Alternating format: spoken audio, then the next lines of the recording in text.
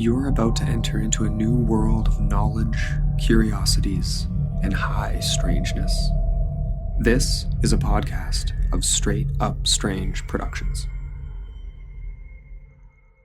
You're listening to Mysteries and Monsters.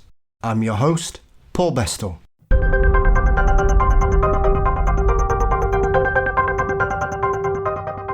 This week on Mysteries and Monsters, we head to the Northwoods of the USA in the company of our good friend Chad Lewis on the hunt for some unusual creatures. In Chad's latest book, Lumberjack Creatures of the Northwoods, we meet some strange and dangerous creatures lurking behind every tree. We meet the Jackalope, a cute creature attracted by the songs of working lumberjacks, the docile yet lovable Hugag, a no-need gentle giant, the vicious man-eating hide-behind, which was the scourge of lonely lumberjacks, alongside the famous Hodag, a fearsome creature that made newspaper headlines across America towards the end of the 19th century. It's always good to catch up with Chad and take a trip into the American folklore that many of us may not be aware of. But before that, as always, don't forget you can support the show on Patreon by clicking on the link in the show notes or going to patreon.com/mysteriesandmonsters to sign up for $4 a month for early releases, ad-free episodes, and much more besides. Mysteries and Monsters is also across all social media platforms. We're on Facebook, Twitter, Instagram, and you can subscribe to the Mysteries and Monsters channel on YouTube. You can also find your Mysteries and Monsters updates via our website at mysteriesandmonsters.com, where you'll find links and merchandise by using the tabs at the top of the page. As always, a big thank you to Dean Bestall for his artwork, Brennan Storr of the Ghost Story Guys on production, and Mysteries and Monsters is delighted to be a part of the Straight Up Strange network. Now to the woods, on the hunt for those creatures that kept many a lumberjack awake at night, with Mr. Chad Lewis. Something I've learned to reconnect with over the last couple of years is folklore from around the world. I think we can learn a lot about ourselves and our environment by the tales our ancestors told. In part, I've become fascinated by some of the strange creatures of American folklore and the weird creatures that the lumberjacks would talk about in the north of the United States. So who better to illuminate these strange and peculiar creatures than Mr. Chad Lewis? Chad, welcome, sir. Greetings from the Northwoods of Wisconsin. How are you, my friend? I'm doing great up here in the tall trees as October's casting its weather down. 'Tis the season. Very much so. So are you planning your hibernation at the moment, Chad, or are you still hoping to venture out for a few weeks before the cold north winds come in? Yes, I'm one of those rare creatures that I enjoy the winter months. And just because here in the U.S. and Wisconsin, you have no other choice but to enjoy it or suffer miserably for 4 months. So, yes. Absolutely. Well, I suppose that is the benefit of embracing the winter in all its glory then, Chad. And you really do. I love the change of seasons that, I've spent a lot of time in warm climates in Florida, California and the like, and it's just day after day, you kind of lose that ability to appreciate the different seasons because it's always pleasant. Yeah, I know what you mean. And I've got some nice jumpers that I like to get out of the wardrobe, Chad. So I appreciate that point of view. And it's good to have a bit of a variety. Obviously, you don't want it too extreme in certain situations. But yeah, I think variety is the spice of life. And that certainly applies to the weather as well. I agree. There's nothing better than doing a warm vacation spot in the middle of the winter to break it up. You appreciate the warmth, and then when you get back, you appreciate the rest of winter. Yeah, very much so. And it's always nice to come home to a roasting fire and homely comforts, I think, after a nice break. It really does. The best thing about travel is it allows you to appreciate your home base. I mean, I'm just very glad, Chad, because I've noticed that as things have wound their way into spooky season over the late summer months and early autumnal period, you've been wandering around, and I'm delighted to see that you survived the Wendigo Festival. This was my first year there. My colleague and co-author of the Wendigo book, Kevin Nelson, and I were there. And it was more of a celebration of Halloween and horror than it was paranormal. But there was still some crossover. Kevin and I spoke there. But it was really cool because a lot of people were dressed up in costumes and, horror-based. And it was just creepy, half of which I didn't even recognize because they were so specific of a character. But of course you had Texas Chainsaw Massacre type people, Freddy, Jason, even people dressed as Ed Gein walking around the fairgrounds. So that was pretty eye-opening. So how long's this Wendigo Festival been running? Is it a fairly recent addition to the cryptid calendar?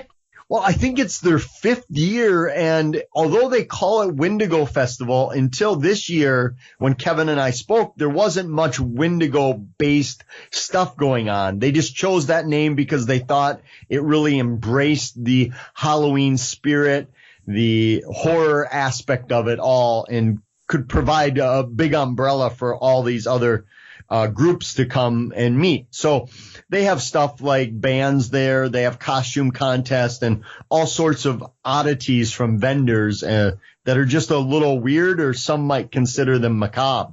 Yeah. So how's it been developing then? Is it something that kind of started off as a fairly low-key kind of celebration of all things horrific, Chad, and it's kind of grown as a lot of these things seem to be these days, that they really seem to be taking a life of their own.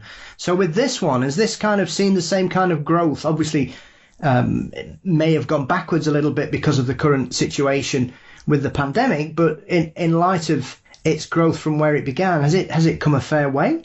It has, although it was gigantic when it started. As I said, my colleague Kevin Nelson was there the first year as a spectator, and he said there were thousands of people there in its first year, and it's gotten so big that they moved it from the downtown location out to a big fairgrounds area.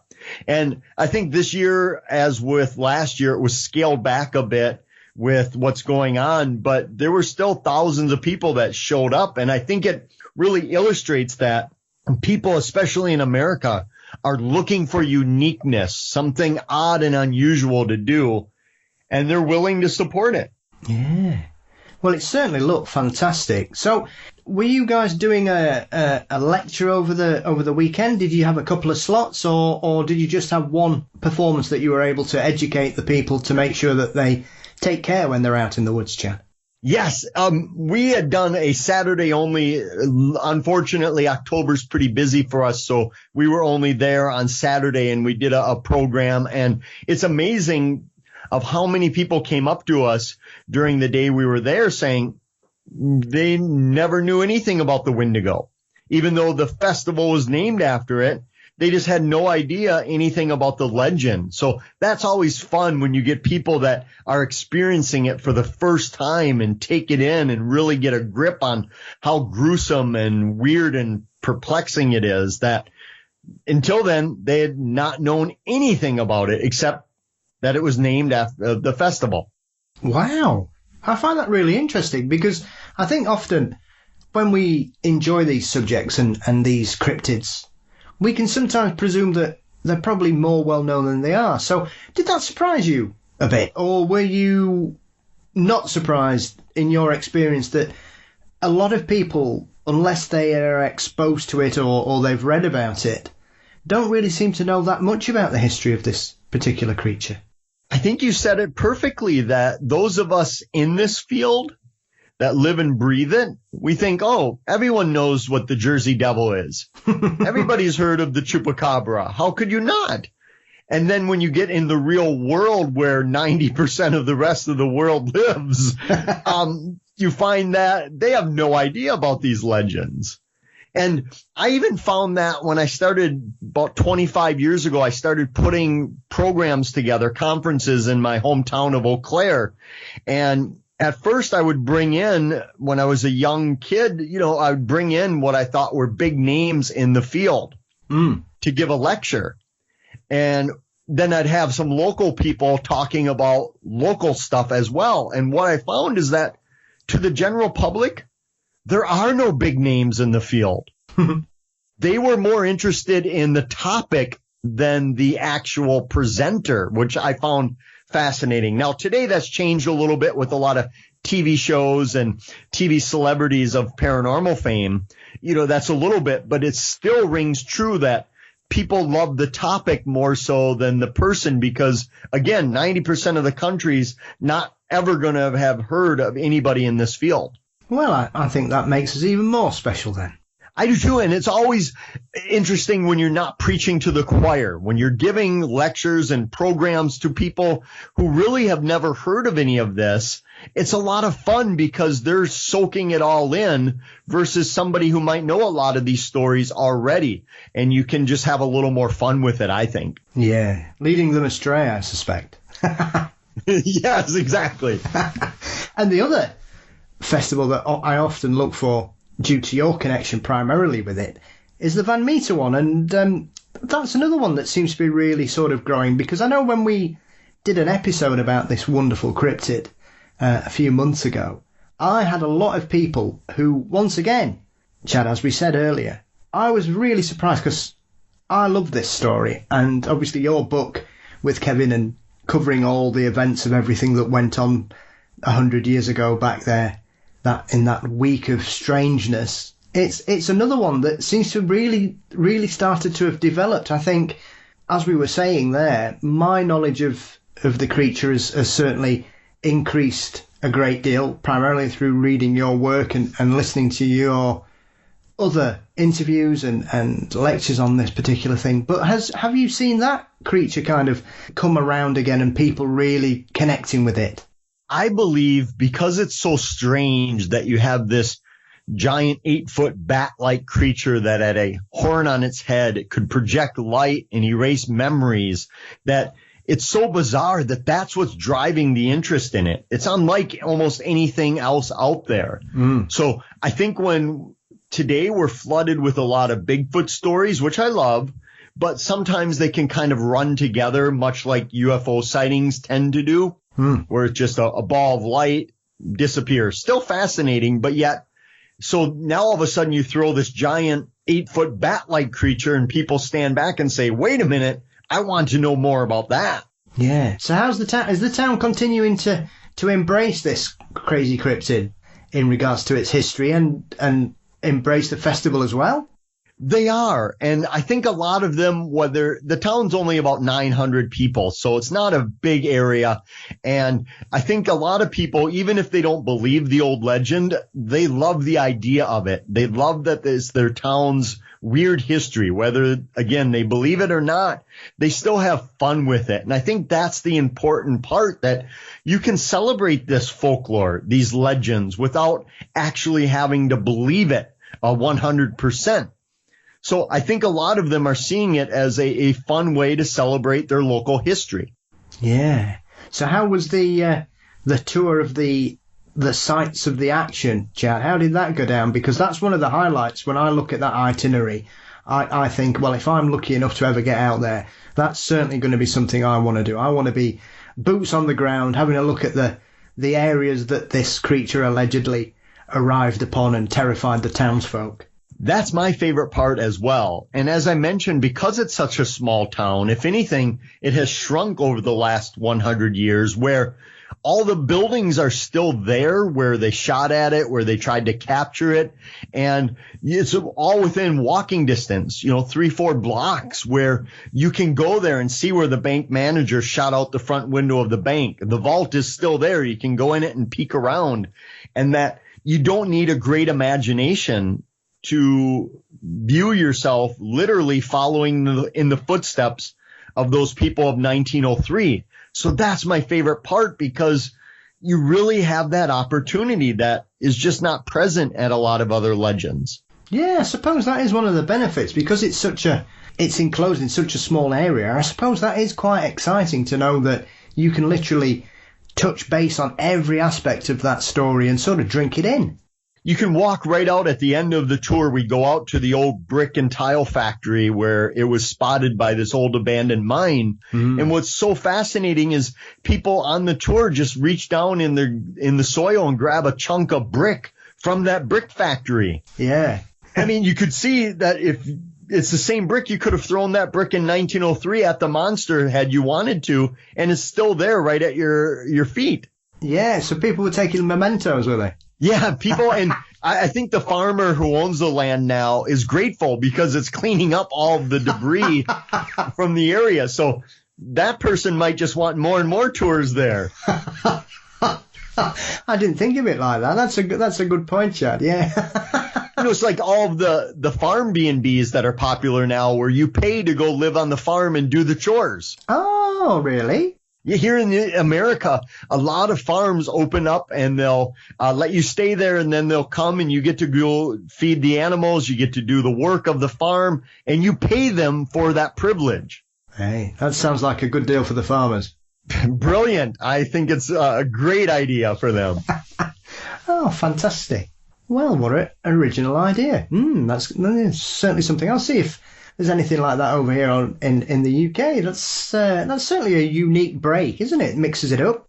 It really is, and it's showcasing how farmers in America are changing. Where here in the U.S., I don't know if it's where you are, Paul, but here many farmers convert their farm during October and the fall to a fall festival where they'll have haunted hay rides and pumpkin patches and food and all kinds of games and rides and haunted hay rides and the like. And when I talk to a lot of them, they tell me that they make more doing that than they do farming. Wow. That they grow the corn just to make a corn maze out of it.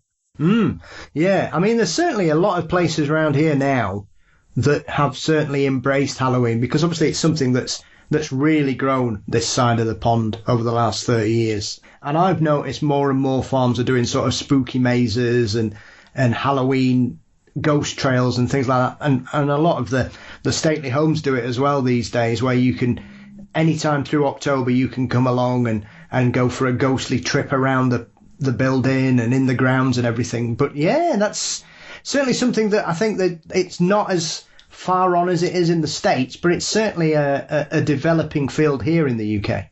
Oh, that's interesting. Yeah, that's great. So, as I touched on in our introduction, your latest book is one of those fabulous situations in this field, Chad, when I come across a book that I know next to nothing about a certain topic, and there are certain aspects of American folklore that I'm completely alien to. I've very little knowledge about the certain subjects, and lumberjacks is obviously something that seems to be very unique to the northern parts of the US and Canada, primarily because of the forestry and the work that was going on in the 19th and early 20th centuries. And as I said when we were chatting before we started the interview, I had no idea who Paul Bunyan was till about 10 years ago.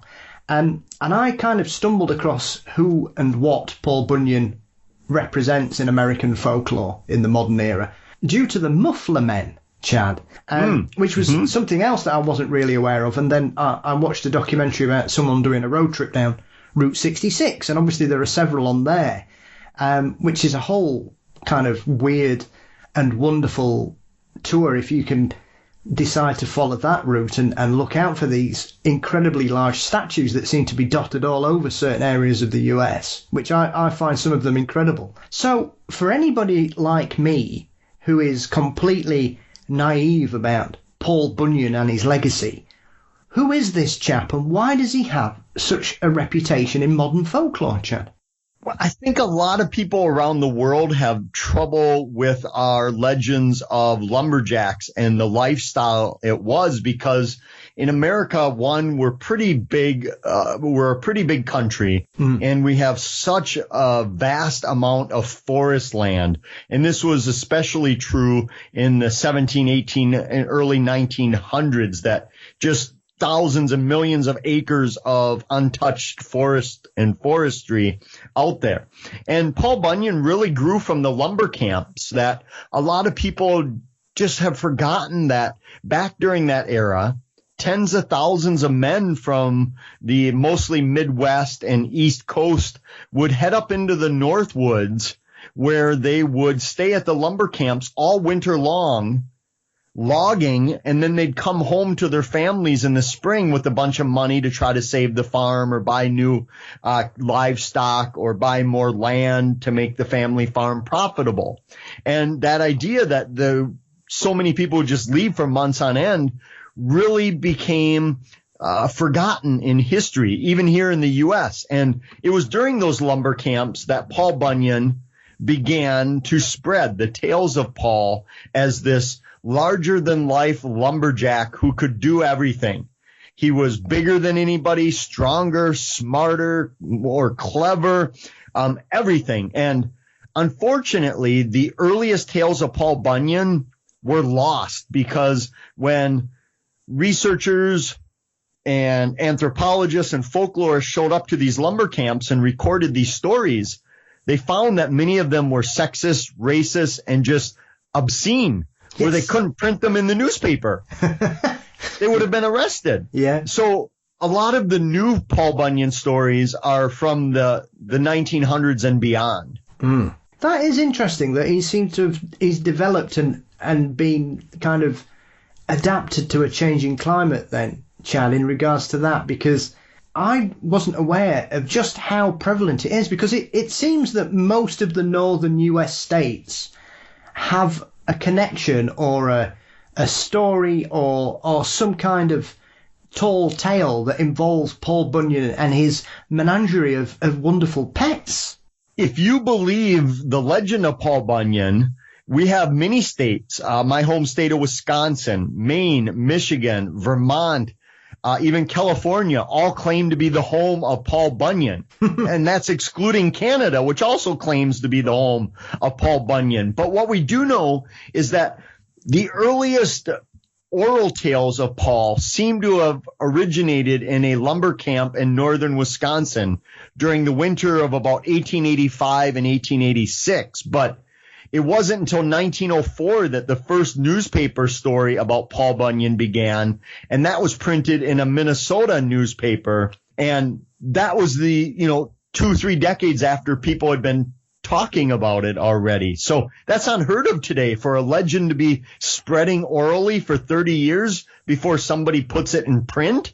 That's just unheard of. Yeah, especially in the modern era as well, and the appetite for tall tales that a lot of newspapers at that time had. You would think he would be a prime candidate for such coverage at that period. And Paul's much different in the early days than he is portrayed today, where we think of him as the strong, sturdy lumberjack, heavily muscled, wasn't afraid of anything, clean cut, handsome, your intelligent brute, if you will. But in the early days, and even dating back to the early 1900s, when the newspapers did start printing these stories, he looked more like a wild caveman, like a primitive monster of the woods, part Sasquatch, part human coming out than he does today. And then in the 20s and 30s and 40s, he took on a more round appearance, like he was your plump uncle that was good at telling stories.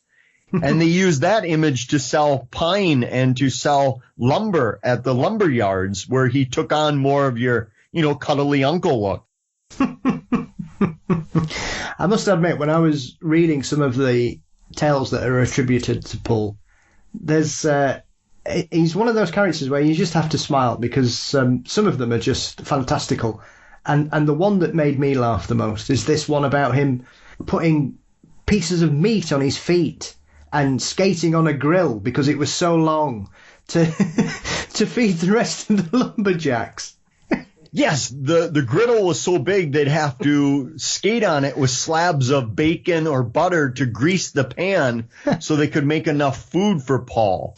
And that Paul and Babe are responsible for Minnesota's 10,000 lakes. Their footprints made all of the lakes, and that Paul was dragging his axe down and he created the Mississippi River. The same thing happened with the Grand Canyon, or that Paul and Babe are responsible for no trees being in North Dakota and South Dakota because they logged it completely free. So in America, we have all these tall tales about how Paul really formed a lot of what we think of as Americana. Yeah. Yeah, it's very interesting. And I suppose it's quite surprising as well that in modern folklore, Chad, it's quite unusual for so many places to try and claim something like this. Obviously, we have something similar here between Nottinghamshire and Yorkshire in regards to Robin Hood, but I can't think of anything else in the US that seems to be so debated on about which state is his home state. Not only his home state, but his death state. And of course, we all know that the death of Paul and Babe is the biggest yarn of them all, that Paul and Babe will never die, but people fight over where he's buried, this fictional character. And not only do they debate over where and the origin of him, but who has the best roadside attractions of him. As you were mentioning earlier, the Route 66, these large roadside attractions in America, there are probably more Paul Bunyan and Babe the Blue Ox related attractions than any other specific category in the entire country here. I think one of the strangest stories, which quite nicely leads on from Paul, is obviously Paul's dog. Now, this is a very odd story, primarily because what happens to the dog to cause it to become such a legendary part of these stories? Paul wasn't alone. Most people think of Paul Bunyan living on his own. Maybe Babe the Blue Ox is there as well. But Paul had a wide assortment of creatures and people around him, one of which was Sport, his dog. And it was said that when Sport came into the lumber camp, he was so small that at night Paul thought he was a mouse or a rat and threw his axe at the dog and cut him in half. And it wasn't until he went over and saw his mistake that he realized that Sport was a dog. So Paul hastily sewed him together, wrapped him in bandages, and nursed him back to health.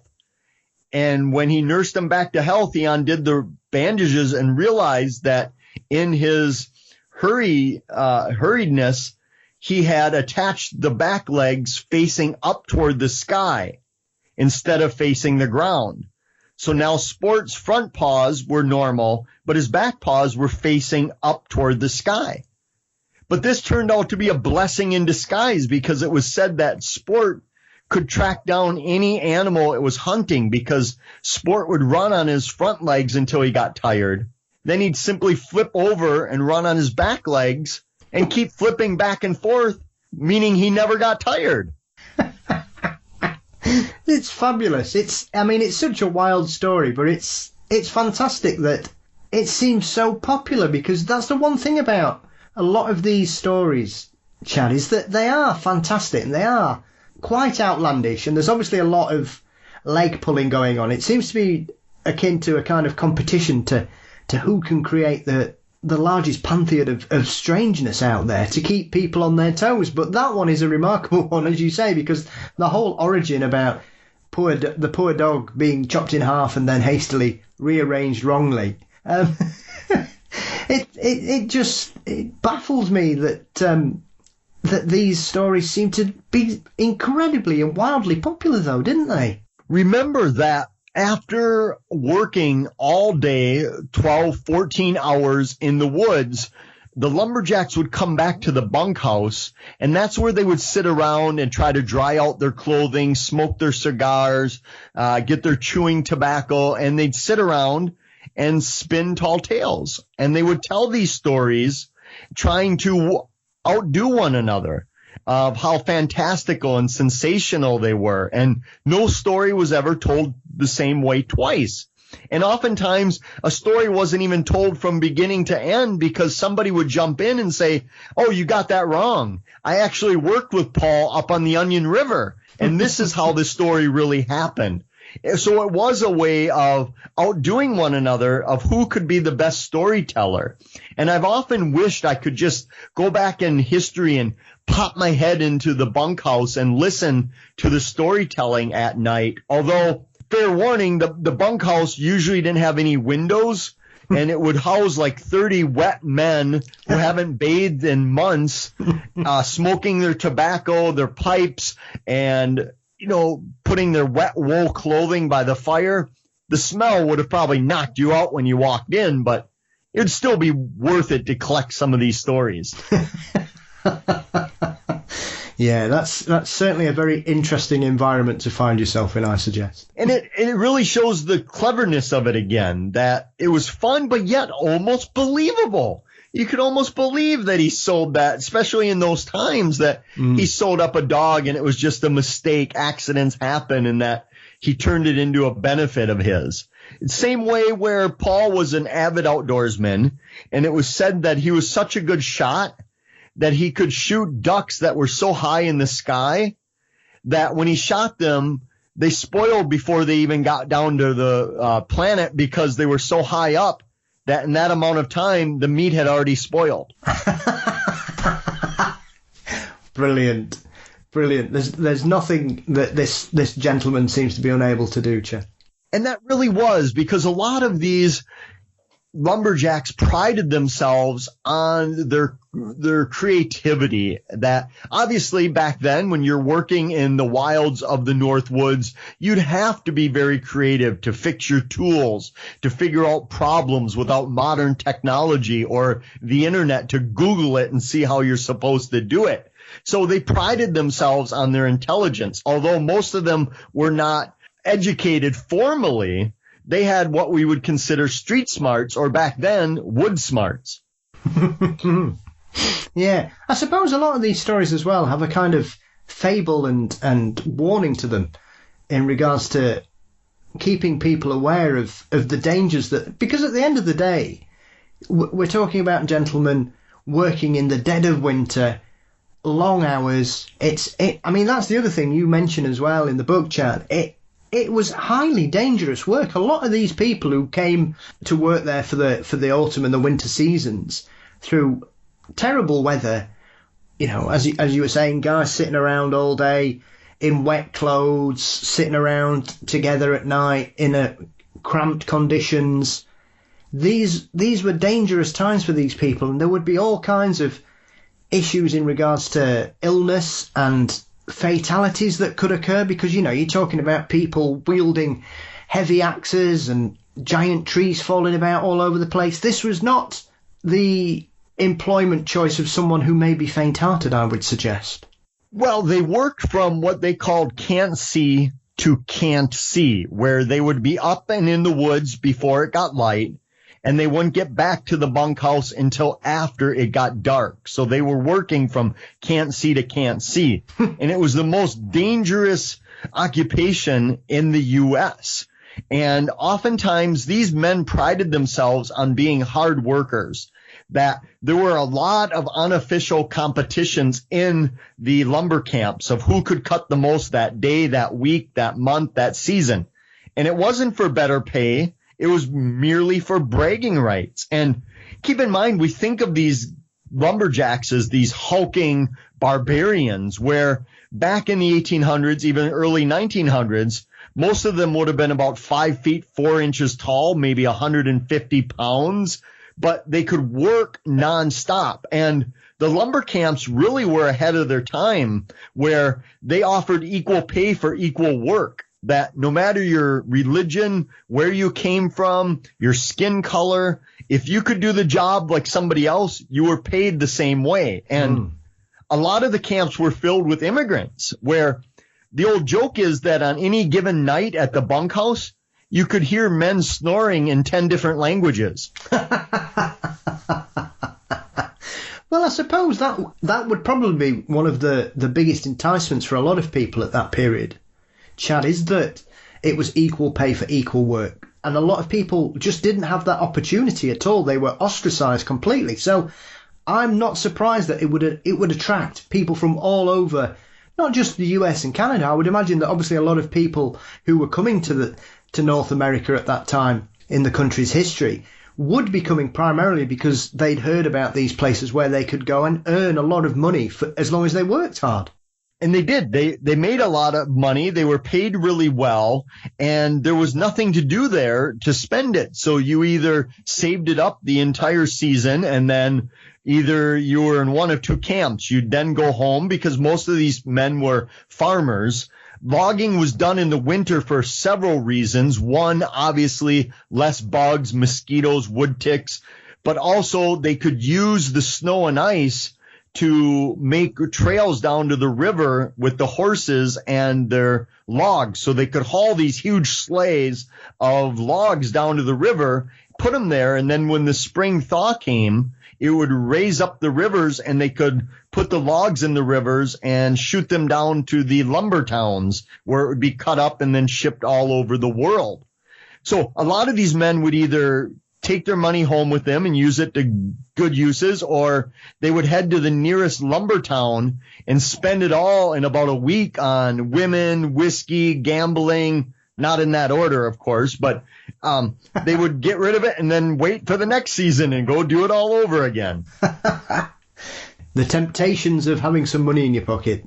And again, these were strong, sturdy men where if we mentioned about how dangerous it was, if they were injured out in the woods away from the camp, they would simply put a plug of tobacco in their cuts and wrap it up until they got back to the camp, and then hopefully somebody who wasn't too shaky in their hands could sew them together. And when they died, a lot of them died along the riverbanks that were getting the wood ready to go to the lumber mills. And oftentimes they would simply be buried where they died, either in a barrel, or if they were lucky, they'd have 2 slabs of wood that would be used as a makeshift coffin. And they would then nail their boots to a tree, signifying that there was a dead lumberjack there. And many times, some people didn't even know their real names. You might be known as Madison Mike or, Slim Willie, where you wouldn't even have a real name. And so they wouldn't notify your next of kin or your family. You were just gone. It's remarkable, really, that kind of situation. And like you say, and unless you look at it, really, I suppose you don't realise that there would be a lot of people there who nobody would know where they were from, who they were, what their real names were. I suppose it's quite sad in a way that these people would simply come there to earn some money, and unfortunately a lot of them never came back. Many of them would travel from one camp to another, and believe it or not, the most important thing at a camp was not the work conditions, not the cleanliness if there were less fleas and lice at the camp. It was how good the cook was. That's where they would go, because they ate and they needed to eat to work that brutal of conditions. And one of the reasons why when they went for breakfast in the cook shanty, that talking was not allowed at breakfast. Because if you were talking, you were not eating. And if you were not eating, you would not have the calories needed to work the entire day.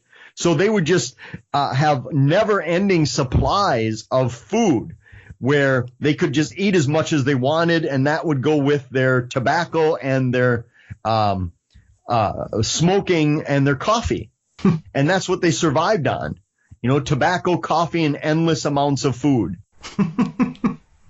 Oh, it's remarkable. It really is. I suppose one of the creatures, I would suspect that this creature, Chad, is probably the one that most people would know outside of this kind of niche of folklore, and that's the jackalope. I've seen this bobbing about for years. I've seen alleged real versions of the jackalope in display cases and online, and people seeing them in certain fortune and weird museums around the States. So for you, would you think that this is probably the one that's broken out of this kind of pool of strange creatures to become the star of these legends? Without a doubt, the most ubiquitous of the lumberjack creatures is that of the jackalope. And you're right. If you've ever been to a tourist shop on a roadside attraction, you've seen them. They look by all means as a normal rabbit or hare would, but instead they're a little bit larger and they have these deer antlers on them. And the idea was that they were a combination of a jackrabbit and an antelope. But even though they don't have an antelope's horns, they have the antlers of a deer, or even in some instances more of like an elk. And they were thought to roam not only the prairies of the Southwest in America, where cowboys and ranchers would often hear them while they sat around the fire. They would hear the jackalopes singing along to their cowboy songs they would sing around the fire. But in the lumber camps, they would hear the jackalopes humming to the saws going back and forth and mimicking human talk. So the lumberjacks reported these jackalopes as much as the ranchers and cowboys out west did as well. I did like it that certain people would suggest that the jackalope had favourite songs as well. That if you wanted to see one of these incredibly rare creatures, it seemed to have a couple of favourites, which I think was Home on the Range was one of them. Yes, if you're going to try to attract a jackalope, there are two main ways in which you can do it. One, you can sing the old cowboy songs, the classics. Get along, little doggy, Home on the Range. Nothing new. Don't sing anything new. Also, it was said that the jackalope was attracted to spirits, to liquor, specifically whiskey. And so much so that people would use it to bait them in, and they'd get so drunk that they could shoot the jackalope because the jackalope would be unable to run away. Apparently, it was such a disadvantage that most places outlawed giving jackalopes any booze because it was too unfair. It was just too easy to capture them. There was no sport in it. And to this day, it is said that they will try to sneak some spirits away from tourists. I do like the fact that as well that the jackalope was supposed to get wise to this trick as well, and eventually they decided that they were all going to stop drinking, which is one of these things about the jackalope. Until I'd really read your chapter on it, Chad, I wasn't aware of these little nuances, like people claiming that it sang along or hummed along with things, and its love of alcohol, and then the fact that they decided that they'd got wise to this trick and therefore they enjoyed the smell, but they all decided that they didn't want to drink it anymore.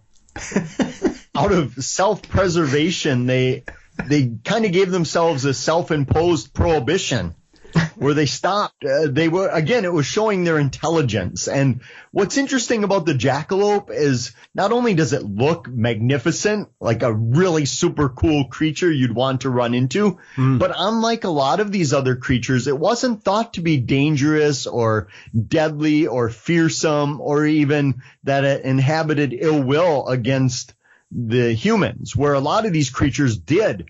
They were upset with the humans coming in and clear-cutting their land, their homes, because this was at a time, remember, when there was no environmental movement. They didn't cut a bunch, leave the rest, and replant everything. They cut everything whatsoever. All of it gone. Just like a bomb blew it up. So a lot of these animals were thought to be resentful to humans for taking their land, but the jackalope seems more playful, spontaneous, and fun. Yeah. Why do you think the jackalope seems to have become so popular, Chad? Do you think it is because it does look rather cute with its antlers? It's an antlered rabbit. Is the easiest description of it, regardless of its strange talents and intelligence. Do you think that that's why it seems to have leapt out of this pool of other creatures to become so well known? Not only is it cute and cuddly, again, I'd love to have some in my backyard with its look, but it also is perhaps one of the more believable creatures out there. As weird as that seems, there are rabbits who develop a virus that causes these weird bone growths on the top of their heads. But those look more like they're out of Dr. Frankenstein's lab than beautiful antlers. So I think that they look kind of believable. Like you could kind of see that animal existing compared to some of these other monsters. And then also they just look super cool. And I think they make a great addition to the legend that kids love them. They buy fake jackalopes or banks, jackalope savings banks that you can put your coins into, and all of that. And when they first started producing the jackalope, what they were doing is actually putting antlers on a real dead rabbit, and the orders for them were so plentiful they couldn't keep up. And they said, we're on to something here. This jackalope, people love it. It is a great creature. Like you say, I think you're probably right there that out of all these wonderful creatures that exist in these tall tales and stories from that period, the jackalope is probably the most believable. And I would imagine, I would suggest that some people have probably said that because of that virus, that's what caused the legend to start in the first place. But then you think at all the other bits to it, Chad, where you've got this ability to be attracted by singing, or the fact that some people claim that it could run up to 90 miles an hour. It could run as fast as it really wanted, so fast that you might not even see it. And that's where, again, luring it in with liquor came to your advantage, because if you were hunting one of these things, that you'd have no chance to get it unless you evened out the playing field a little bit. Yeah. And I think another one that I've got a real soft spot through reading your book, it's probably my favourite, I have to say, and that's the Hugag. I was very taken by this strange moose-like creature, and it seems quite a harmless creature through no fault of its own. So for anybody who's unaware of this marvellously interesting creature, what is the Hugag, Chad? Paul, I really wanted to interrupt you there when you said my favorite creature, because I knew it was coming. The feedback I've received from people, the overwhelming majority of people are attracted to the Hugag. And for those who have never heard of it or had the pleasure of encountering one in the woods, it looks like a moose by general physical dimensions. But instead of just having a regular mouth, its lips hang all the way down to the floor, and that it's got like a furless type back. If you wanted to maybe equate it with something, maybe Snuffleupagus from the old Sesame Street shows, where it looks like that. It's kind of this kind of slow laboring creature. All the newspapers of the 18 and early 1900s said it was dim-witted, of low intelligence, that it was harmless, it would make a good pet. But it would just scour the floors of the forest looking for stuff to eat and grab stuff off of trees, the bark, and just chew it off. But the problem was that its legs, it didn't have any knees, so it couldn't bend its legs. So all it could do is goose step its way through the forest, which meant it couldn't lie down to sleep because it wouldn't be able to get back up. And hunters took advantage of this when they found out that's exactly its weakness, because in order to sleep, it would have to lean against a tree all night and put its substantial weight against the tree. So what the lumberjacks and hunters would do is cut the trees halfway through. So when the Hugag came up to them, they would lean against them, knock it over, and fall down, and they wouldn't be able to get up so the hunters could shoot them. Plus, they were doing half of the lumberjacks' work by knocking over the trees for them.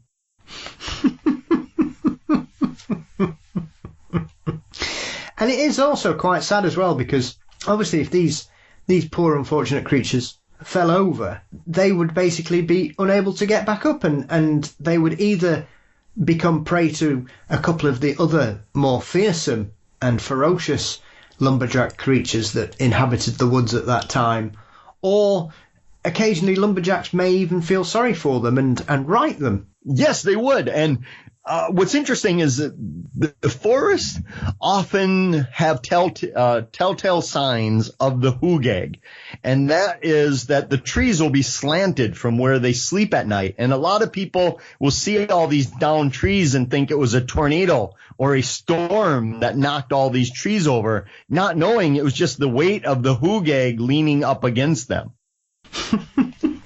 And I love that there was an article in the 1970s that took a humorous approach to the history of the Hugag, that basically prescribed it some hobbies. That it loved nothing better than to sniff flowers and splash about in lakes. Again, it goes back to that idea that this is just a harmless creature.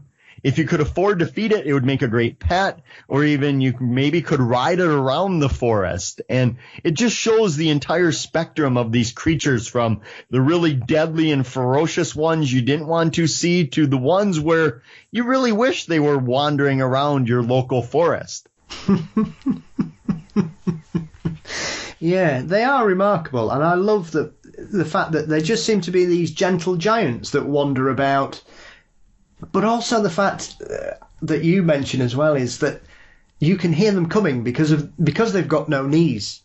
They goose step everywhere, but they can also goose step rather quickly. So most people, as you say, when we were talking about how to trap one, they had to use the tree technique, because most people couldn't keep up with them because they would travel at such a locomotion.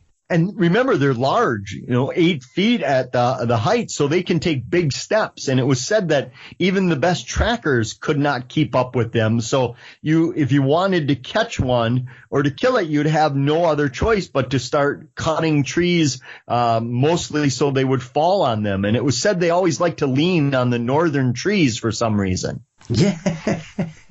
And you get those little tidbits that makes no sense. Why would you come up with that? What's it matter what direction they like leaning on the trees? But that has become ingrained in the folklore. Yeah, a lot of them have these little nuances, and it's interesting that when they were in this environment working and living, Chad, clearly that they seem to prescribe certain natural phenomenon to certain creatures. You would have to explain away things that would happen when you were in the camp. So at night, when blizzards ravaged the woods, you'd have to explain those sounds of trees cracking and the wind whipping through, that it couldn't just be the weather. You'd have to tell the rookies, or the greenhorns as they were known, of these fantastical beings that were responsible for all of this. Because remember, in those days, the forests, they seemed endless. They seemed inexhaustible, that there could be anything living in the woods. They had no idea what might be lurking out there. So that was part of the fun, is they never knew when they were going deeper and deeper what they might encounter. And speaking of what you may encounter, one of the creatures I was really looking forward to reading about when we last spoke, and you told me that you were working on this book for your next release, was one that as soon as you told me what it was called, I thought, I really need to know more about that. And this is the hide behind, which is one of those wonderful creatures that kind of explains that whenever you're out walking somewhere in the woods and you feel suddenly that something or someone is watching you, then probably you are being stalked by a hide behind. I think all of us have had that experience when you're on a trail or in the woods, when you might start to look over your shoulder a couple times and hoping that maybe it's a fellow hiker coming up behind you, passing by you. But no, it's the hide behind. And I included a drawing of it in the book, a depiction of it. But in truth, it is said that nobody's ever seen it. That they've seen the general outline, but the hide behind, as its name implies, will hide behind you. When you're standing in the woods, it will be directly behind you. If you jump 180 degrees, it will still be directly behind you. And that it is so good at hiding behind trees, rocks, and other things that it has evolved so much that it can actually hide behind itself. Yeah, and it is interesting that obviously there are plenty of creatures in the book that these lumberjacks seem to be aware of or would warn people about, and they all had certain strange things. But reading your chapter, it seems that the hide behind seemed to be the most feared or the most notorious for people working out on their own or being in the woods without any kind of support with them, Chad. They were at real danger of being taken by the hide behind. The hide behind would sneak up behind you and grab you and take you off to its lair, where it would eat you, of course. And I think it just goes back to our fear of what's out there in the woods. And when you're in the woods, you're surrounded 360 degrees of things that could come after you. So that vulnerability of having your back to somewhere that's open gave a lot of lumberjacks pause, because And maybe it sprang up from the idea of the, cougars and panthers and that attacking from behind. That you always kind of had to keep one eye over your shoulder to make sure the hide behind wasn't coming after you, or anything else for that matter. Yeah. Well, once again, it does seem to be that, because you would suggest that, once again, this is a tale where it's keeping the greenhorns on their toes and making sure that they do keep looking behind them, that they are aware of what's happening, that they do make sure that they don't face one direction for too long, Chad, because, as you say, you don't know what could be creeping up behind you. The woods was a very dangerous place. Not only did they have to contend with these lumberjack fearsome creatures, they had to contend with known creatures of bears, moose, elk, rattlesnakes, all kinds of other things that would be happy to be putting you in the grave. So I think it was kind of, you had to have all your senses heightened at the time, because not only was the work dangerous, the work atmosphere, the location was dangerous too.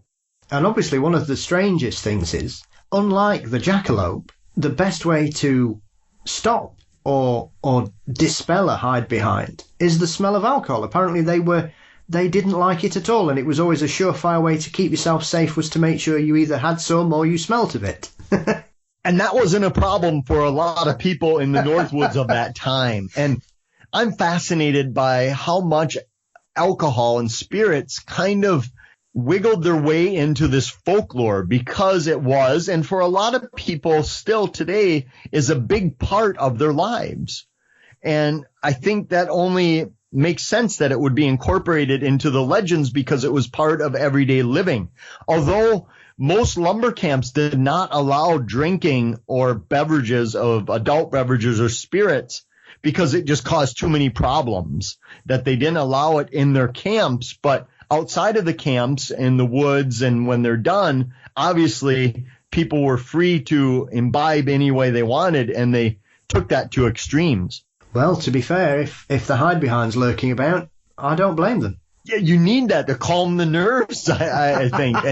And again, those stories even took on their own life. There's a funny story of how a man bought some whiskey from a local bar, and he bought it when he was heading in, so it was at the end of summer, and he bought it to bring up to the lumber camp for Christmas.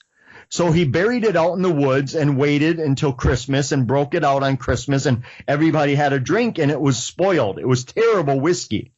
And when spring came about, he went back to the bar and he complained. He said, I bought this, I was using it for Christmas, and it went bad. You need to give me my money back. And the quick-witted bartender said, oh, I'm sorry, you bought summer whiskey. I didn't know you wanted winter whiskey. You should have told me it was for Christmas.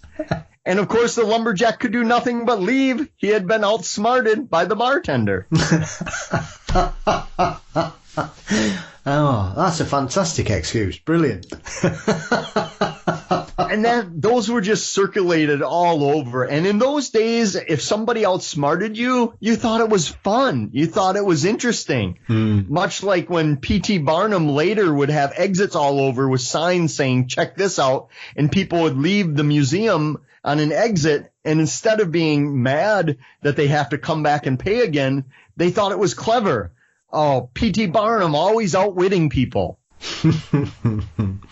Well, talking about outwitting people, Chad, I think the last creature we should touch on is probably another one, along with the jackalope, that probably some people will have heard of. Primarily because this one seemed to really catch fire at the end of the 19th century and start appearing all over newspapers. And I know a gentleman called Eugene Shepherd is synonymous with this creature, and that's the Hodag.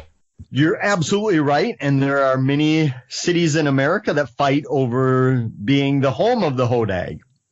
And the Hodag looks like some prehistoric dragon-like creature. It has spikes down its back. It has horns. It looks like a giant lizard with tusks. Normally, they're dark-colored, brown, green, black, even a dark gray. And Eugene Shepherd was this timber cruiser up in the Rhinelander, Wisconsin area. And a timber cruiser was someone who would go out to the woods and mark it up and show how much wood might be there for the lumber companies so they could bid on this property and know what to expect. They were well paid and very well trained. And Eugene Shepard, by all counts, was this huckster that he loved a tall tale. Some say that he even created the legend of Paul Bunyan. And if he didn't create it, he was one of the first tellers of Paul Bunyan legends, and he was an amazing storyteller. And back in 1893, he claimed that he had seen one of these Hodags out in the woods. So he gathered a posse together, and apparently they went out and caught one of these things. And they put it on display at carnivals and county fairs, circuses, and people would pay to come into the tent where the Hodag would be in there. And right before they were about to release it, one of the workers would come in making a racket, screaming, saying, "The Hodag's loose, everybody get out." And of course, nobody would see it then because they'd all scatter the tent. And then the next show would start in 15 minutes. It's also one of the few creatures in the book that seems to have a supernatural origin as well, because I think people would say that Hodags were created from the spirits of slain oxen, which is one of those things that, once again, falls into this kernel of truth in its origin story, Chad, that obviously when these guys left camp after the end of the winter, they would tend to leave their oxen and things there, wouldn't they? So when they returned, the oxen were no more, and obviously they'd all become Hodags. There were two ways that an ox could turn into a Hodag. As you said, the oxen that were left behind, when you came back the following fall, they would have turned into a Hodag. But also they were used in the lumber industry where horses were used to pull the sleighs, but they loved the oxen because they didn't need a specific diet. They didn't need to be tended to like horses with the shoeing and all the pampering and the combing and care that a horse took, where they would use the oxen. But as you can imagine, a lot of these creatures had very hard lives. They were treated badly by the lumberjacks, and they were physically used until they were put down. So it was said that as soon as they died, they would have such a warped spirit that they would turn into the Hodag. And there was perhaps no other creature that was more feared in the lumberjack world than that of the Hodag, because it was said that every year dozens of lumberjacks would lose their lives to the Hodag attack.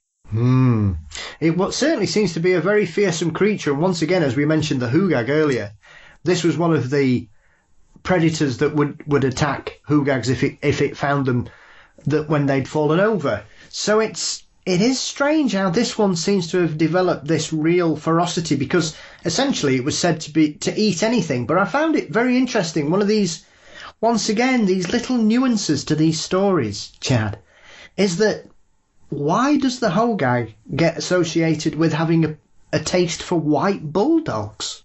This is another one of those inexplicable stories of folklore. Yeah. Bulldogs, especially white ones at that time, were extremely rare as they are today. And to take it even further, some legends tell that it would only eat white bulldogs on Sundays.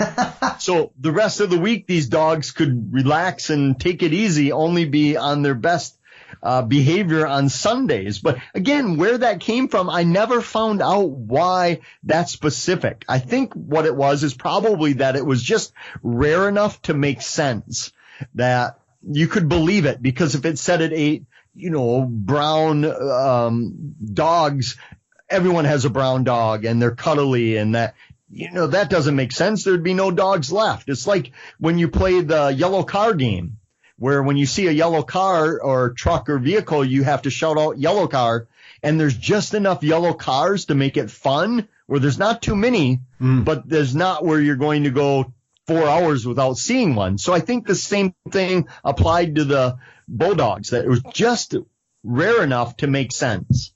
Do you play yellow car over there? Yeah, we used to play, you would sometimes do that, and people would always, I mean, it is one of those things that makes me laugh as a child, Chad. Whenever we went on car trips anywhere, because obviously travelling anywhere for more than 3 hours in the UK is a hell of a journey. Whereas in the States, that's usually, a round trip to work. So you would often play that kind of game, and it's quite funny looking back when we were kids, choosing, say, silver would be really rare, whereas now, silver cars are everywhere. Mm-hmm. So it is odd how things like that change, because yellow is still quite a rare colour. So you would still, like you say, you wouldn't go that long, but you would have to work to spot them. And I think it's evidence, and you and I have talked on this on your show. And before we end, too, let me just say that congratulations on the success of this show. Everywhere I turn, people are raving about either listening to it or being on it or loving it. So congrats there. And thank you, Chad.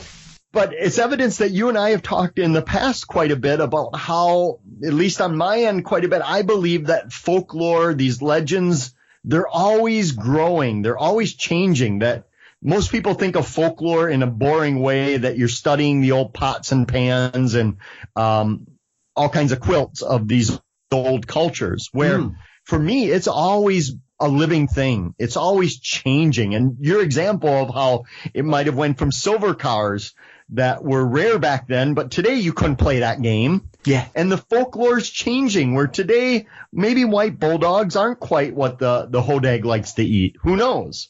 Yeah, I would imagine maybe these days it could have a bit more of a speciality taste. So yeah, that would be interesting. It is, like you say about folklore. I think that's one of the things I've learned to appreciate doing this show and learning more about the legends in my particular area as well, Chad, because where I live, I'm very fortunate to be close to an area rich in folklore history, which is the Peak District, and it's got stories of, a mermaid that lives in a little lake up there, and boggarts and hobbits and gnomes and ghosts and screaming skulls. And it's one of those things that often I don't think we appreciate what's on our doorstep, and often we cast our eyes to foreign shores or to further flung fields looking for these wonderful monsters and creatures, when, as Linda Godfrey once famously said, always start investigating on your doorstep, because you never know what you might find.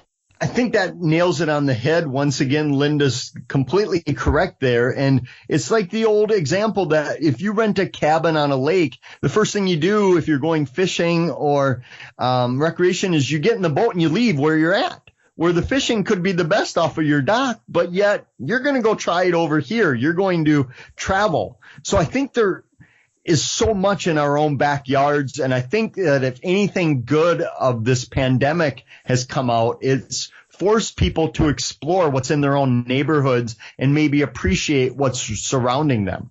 Yeah, absolutely. I mean, I had a little wander the other day up to through my local park, and we've got a wonderful building there, Chad, called the Bishop's House, which is from the 15th century. Wow. And it's literally a mile walk. And you're lucky there, because Europe, you talk about legends in hundreds of years. In the U.S., we talk about legends in decades. Yes. Yeah. We are spoiled for choice in that regard, I must admit. So if these legends are morphing and progressing and moving and always changing, that, 300 years of change, you're going to get a lot of differences than 28 years of change. Yeah, very much so. Well, it's still a malleable thing, isn't it? It'd be interesting to see where some of these stories end up in 20, 30 years' time as well, I suspect. And an important part of this is that at some point it becomes the legend, where a lot of people will contact me and complain that media has,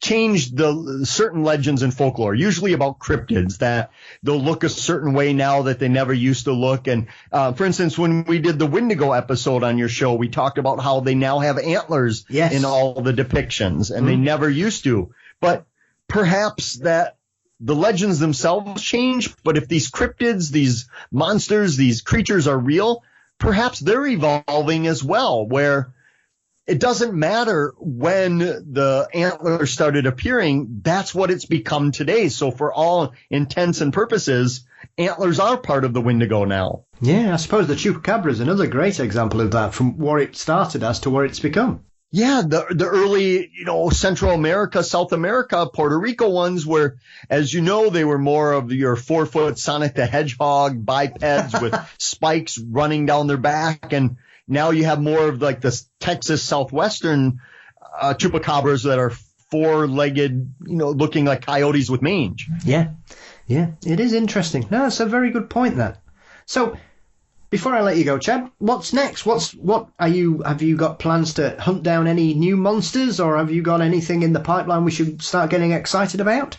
Well, I'm always doing my traditional ghosts, monsters, UFOs of certain states, and I'm working on those. But the Lumberjack Creatures and a few other books I've done are more of the monograph type, where they're smaller, less than 100 pages, cheaper price, and meant for tourists to pick them up, people that I'm not speaking to the choir about. And I really love that because there are so many things that need a book, but they wouldn't fill a full-size book. It would just be too much filler and just not enough. It's not worth it. Yeah. But these little monographs. So right now I'm working on, for next winter, I've been doing a lot of lectures on legends and folklore of winter.